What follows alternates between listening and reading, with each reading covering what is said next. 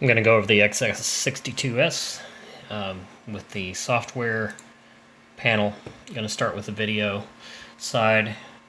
This is in matrix mode, so I can control 3 separate outputs and decide what will go to those outputs. So we'll cover that, how to set up the outputs. You can actually, in matrix mode, send out your aux bus and your preview and your program bus as 3 separate outputs. I'm not looking at the video right now, but I know you can do cuts, you can do a mix with a timer, and so it does give you some abilities, and what it's showing you there is when it flashes, that's the transition time. So I believe if I turn that up, it'll flash longer. And it did. Okay, so I don't believe you can do the wipes.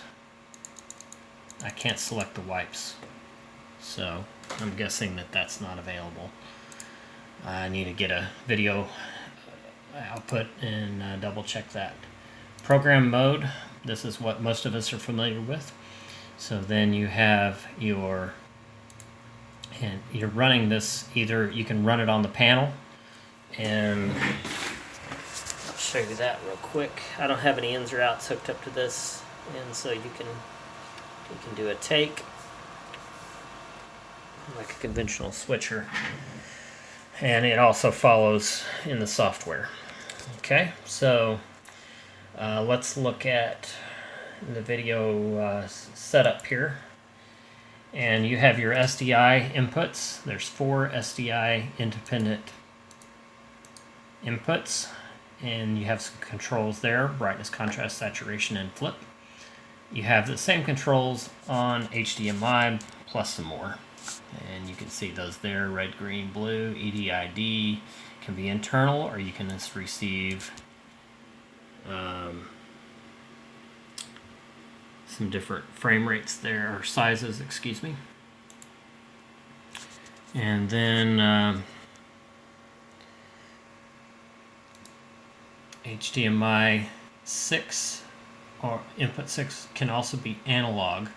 So you can go in here and select RGB component. So there's a VGA jack on the back of it, which you can wire for either RGB component or composite. So we'll put that back on HDMI. So there's the input tab. You also have, while I'm here, you have 2 still stores that you can, you have 3 sources, and you have a background as well. And that is on input 8, 7 and 8. And then here's your downstream keyer. So you can do some keying. You can select your chroma key or a luma key, and so then you have an image capture, and you can select what image that's coming from, and still image 2 or 1, so you can assign that, execute it. You can do a freeze, and that freezes the output. Here's your downstream keyer, on and off, and you have your cut and auto. And so there's that.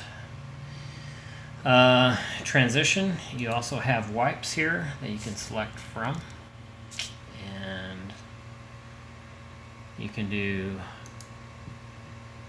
picture in picture.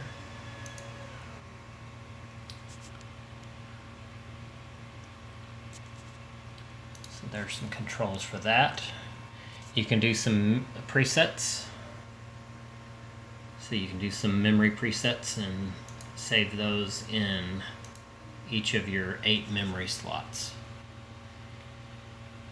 Okay, and then we went over video input. Video output is very similar. So let's say you go to SDI, you can select that to be program, preview, or an aux out. The aux output. Brightness, contrast, and saturation, flip on all those. HDMI has a few more controls, and then The multi-viewer can be assigned as well. So if you needed 3 HDMI outs a program, you could do that, or you would probably want to leave that with the multi-viewer. And there's your controls. Okay, so we've got audio output.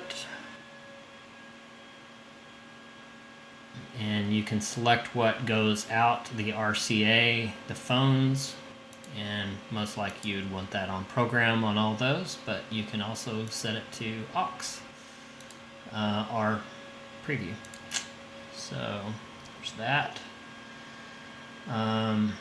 Audio follow video you can assign, and so you can select audio in to follow SDI in 1.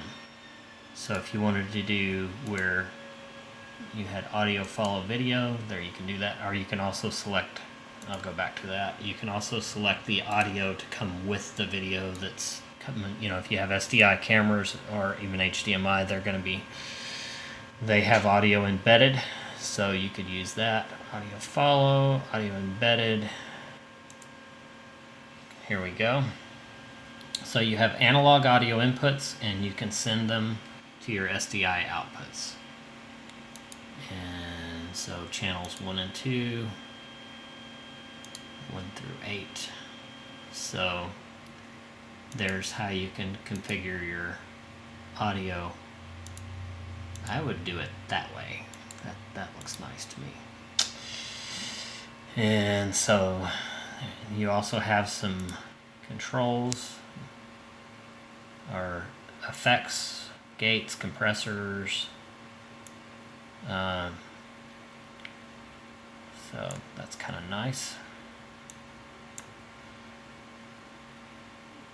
And then you have gain adjustments, pan. Okay, and then we have auto mixing. So this, I guess, would take the work out of it for you. It has weighting and some nice features there. Okay. Try to wrap this up. I already clicked on that. You can do a panel lock. Here's your configuration, stuff for frame rates, etc. Remote. So if you have PTZ cameras, you have control. Here's your joystick.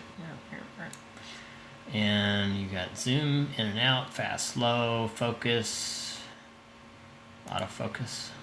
So this would be a click, click, click deal, I guess.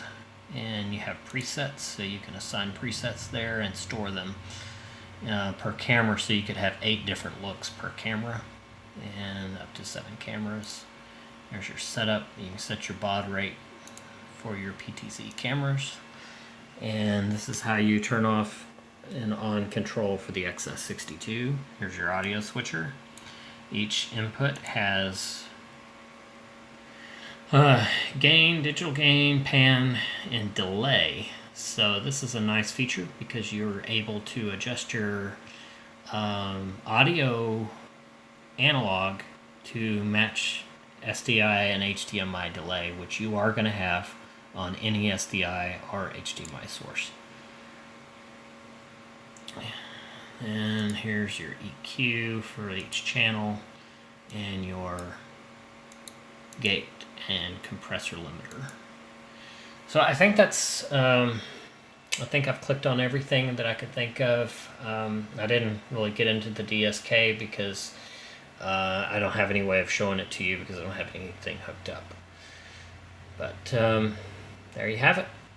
And I will say goodbye.